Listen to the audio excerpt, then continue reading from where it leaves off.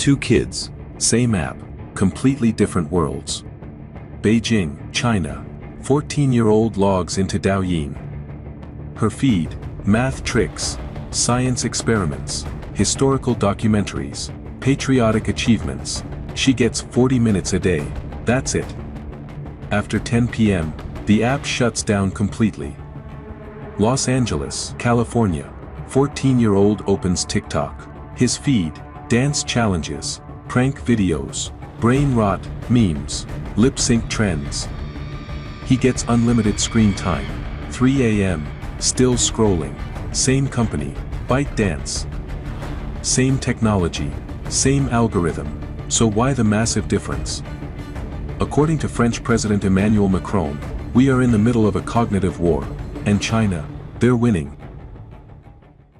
2019, Harris poll surveys nearly 3,000 kids across the United States, United Kingdom, and China. One question: what do you want to be when you grow up? United States, number one answer, influencer. China, number one answer, astronaut. Let that sink in. American kids want to dance on camera for likes. Chinese kids want to explore space. This isn't an accident. In 2022, Tristan Harris, co-founder of the Center for Humane Technology, went on 60 Minutes with a warning. China understood that technology shapes children. So they limited screen time on Douyin to 40 minutes, and they made sure the content was educational. Meanwhile, TikTok in the US has no limits. It's designed to be as addictive as possible. Joe Rogan put it even more bluntly in 2022. China's version of TikTok celebrates academic achievements, athletic achievements. And at 10 p.m. those kids are not allowed to get on it. They're engineering a society of more accomplished, more successful people.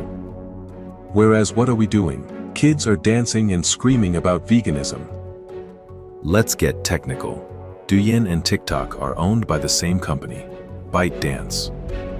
Same core technology, same algorithm architecture, but they are completely separate ecosystems. You cannot access Douyin content on TikTok. You cannot access TikTok content on Douyin. Different servers, different content libraries, different rules. Douyin, the Chinese version. Regulation, heavily controlled by the Chinese government. The Cyberspace Administration of China monitors it constantly. Content for minors. Educational content is prioritized by the algorithm. Science experiments, STEM learning, historical education, moral lessons. The app has a dedicated learning section. Parents can set preferences for what kids see. Time limits. Kids under 14 get 40 minutes per day, maximum.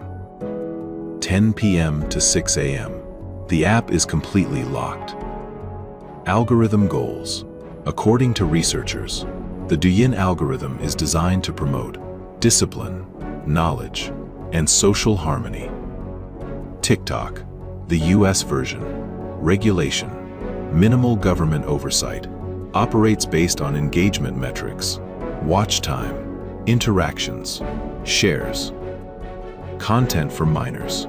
There is an under 14 mode, but according to Euronews testing in 2025, it's mostly recreational and entertainment focused. Viral dances, humorous clips, trending challenges. Time limits. None unless parents manually enable family pairing mode. Most kids, unlimited scrolling. Algorithm goals. Maximize engagement at all costs. Keep users on the app as long as possible. So the same company, with the same technology, is running two completely different experiments. One designed to educate, one designed to addict. Here's where it gets controversial. Is ByteDance doing this on purpose? The argument goes like this. Step 1. China regulates Douyin to make their kids smarter, more disciplined, more focused on STEM. Step 2. ByteDance exports TikTok to the West with zero restrictions. Step 3. American kids get addicted to dopamine hits, short attention spans, brain rot content. Result? In 20 years, China has a generation of engineers and scientists. America has a generation of influencers. Emmanuel Macron said it explicitly in 2025. Their version of TikTok is limited and educational. China understood we are in a cognitive war. Their strategy is to export what dulls young minds, while keeping what makes young people intelligent, for its own population. Now, is this provably intentional? Hard to say. ByteDance denies it.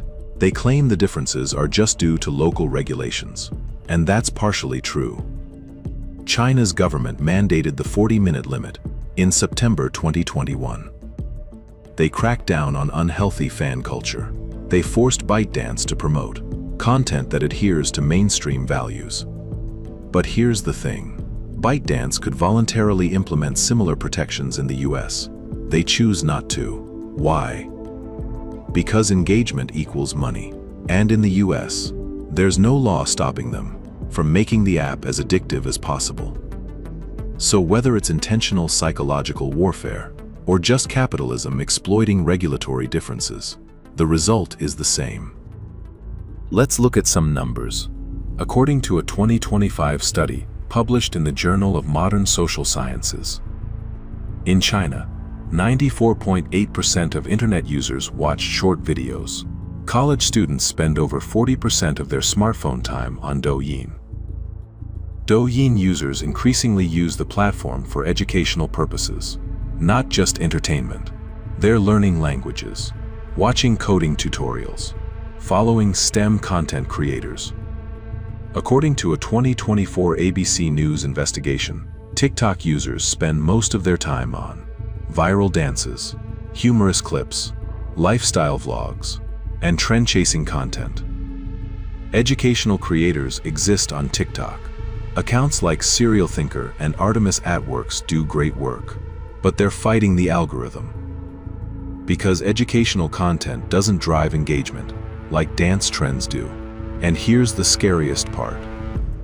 Research from 2024 shows that short-form video consumption is literally changing how brains develop. Shorter attention spans, reduced ability to focus on complex tasks, dopamine dependency. Kids who grow up on unlimited TikTok have measurably different cognitive development than kids on limited, educational Douyin. This isn't theoretical. It's happening right now. So what's the bottom line?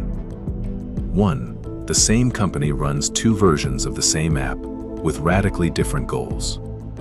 2. Chinese kids get education and limits. American kids get entertainment and addiction. 3. Whether it's intentional warfare or capitalist exploitation, the effect is identical. And here's what really should concern you. In 2022, Douyin generated 1.5 trillion yuan. That's over $175 billion. From in-app shopping, 33% of those shoppers, under 25. They're not just shaping minds, they're shaping economies. TikTok is finally building e-commerce in the US, and when that hits, American kids won't just have their attention hijacked, they'll have their wallets too. The cognitive war isn't coming, it's already here. And every minute an American kid spends scrolling TikTok, while a Chinese kid learns on Douyin, we fall further behind. The question isn't whether this is happening. The data proves it is. The question is, what are we going to do about it?